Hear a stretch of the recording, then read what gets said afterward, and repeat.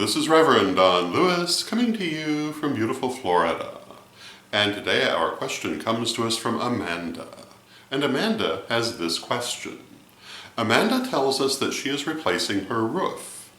And as the new roof is put on, she would like to place crystals at the four quarters to protect and bless her house. And her roofer is open to this, and she would like to know if I would recommend particular crystals. And my answer to this is I think this is a lovely idea, and I do know people who have done this. I have a friend who did this a couple of years ago, and not only was her builder open to the idea, but also suggested that the crystals should be taped in place so that they could not be accidentally displaced as the building continued. In this case, she placed the stones into the walls, but the roof is also a very good place to put them.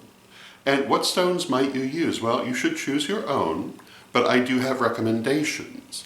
They are only recommendations, however, because you might prefer something else. And if you're not sure where to look for the meaning of stones, we do have a list of stones and their correspondences in Chapter 11 of our first degree lessons. And what might I recommend as stones for the four quarters? Well, some possibilities include these. You might consider citrine for the east. Citrine is very good for self-esteem, balance, good feeling, etc. You might consider carnelian for the south. Carnelian is a personal power stone. It's a stone of confidence and practicality and getting things done. You might consider turquoise for the west. Turquoise is very good for psychic opening and psychic protection. You might consider malachite for the north. Malachite is good for prosperity and success. And these will all be good qualities that you might want in your home.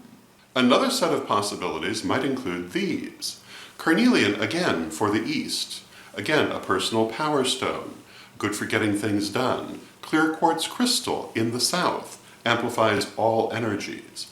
Moonstone in the west, good for psychic opening. And in the north, black onyx or jet or even hematite, which are all stones of protection. And this is based on quarters as corresponding to the hours of the day, morning, noon, evening, and night. Or you might even consider using both of these systems, and all of these stones or other stones of your own choosing. But the idea is very good, and what you would want to do is not just place the stones, but if you can, charge them for the particular job they are to do, which includes aligning with the quarters, protecting the house, and imbuing the house with the qualities that they represent, as we've just described. And even if you've already placed them, you can still charge them remotely using visualization, and I would recommend doing so if you did not charge them before placing them in the roof. So these would be my suggestions. I hope you find them helpful, and until next time, may you blessed be. Correspondences. Correspondence is a teaching system which uses the idea of sympathy to say that items which have similar qualities may be represented by each other. Thus, the direction of the east is said to represent the element of air, the quality of thought, the dawn of the day, the spring of the year, the beginning of any project, the maiden goddess, such as Aradia or the Greek Kore, the young god, such as Horus or the green man at spring, and many other things. Used in part as an aid to memory, the system of correspondence illustrates the idea that, as above, so below, and is used at the heart of the system of allegory through which many pagan and Wiccan ideas are portrayed and transmitted.